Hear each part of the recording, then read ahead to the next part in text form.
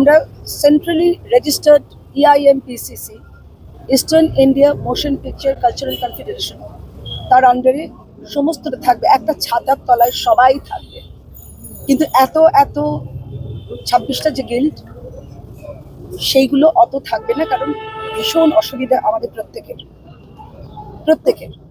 তাই 3টে কি 4টি ক্যাটাগরির মধ্যে সবাই থাকবে। ডিরেক্টর্স ডিপার্টমেন্ট, এতদিন ডিরেক্টরদের একেবারে চাকর বাকর করে রাখা হয়েছিল। I am very sorry to utter this. Director একজন অভিভাবক, ক্যামেরা আরেকটি, আগে তো ক্যামেরা ছবি না তুললে তো হবে না, সেই ক্যামেরা একটা অভিভাবক। একটা ক্যাটাগরিতে 2জন করে ইম্পর্টেন্ট কোঅর্ডিনেটর থাকবে, যারা পুরনো লোক, যারা সবটা জানেন। আর আমি সমস্ত পুরনো আর্টিস্ট টেকনিশিয়ানদের আসতে বলেছি। সব যারা বসে আছেন, যারা অবসাদে আছেন, যারা আত্মহত্যায় প্ররোচিত হয়েছেন, যারা নানাভাবে শোষিত হয়েছেন, তারা সবাই আসবেন। একটা হচ্ছে ক্যামেরা ডিপার্টমেন্ট, প্রথমে ক্যামেরা ডিপার্টমেন্টের নিচে সব থাকবে। একজন ডিরেক্টর ডিপার্টমেন্ট, তার নিচে সবাই থাকবেন যারা ডিরেক্টরের কাজ করবেন, এবং production controller, it is very important. আর ছবির যেটা একটা বাহ্যিক যেটা পরিচয়, আর্ট অ্যান্ড কস্টিউম, সেটার জন্য একটা আলাদা আমরা ক্যাটাগরি করব।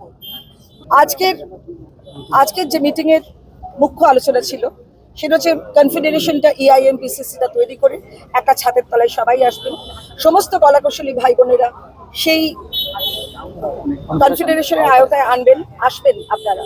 তার জন্য যা যা করবার, সেটা আমাদের এখানে, আমাদের এই টেকনিশিয়ানসে প্রতি সপ্তাহে 3 দিন করে মানুষরা বসবেন, যারা কোঅর্ডিনেট করবেন। তাদের কাছে বেলা 11টা থেকে 2টো অবধি আপনারা আসবেন।